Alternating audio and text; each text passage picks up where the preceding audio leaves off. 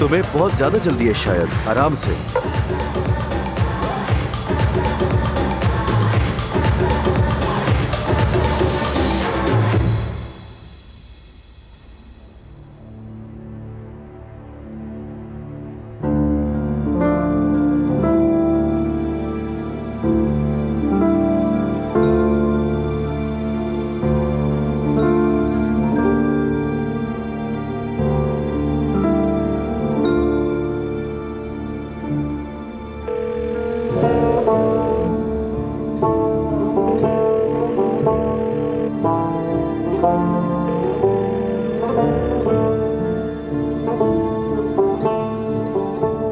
नूर, ये तुम क्या कर रही हो?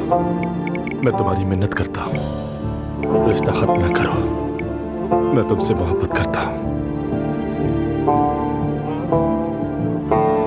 ये सब उस रमीज की वजह से हुआ।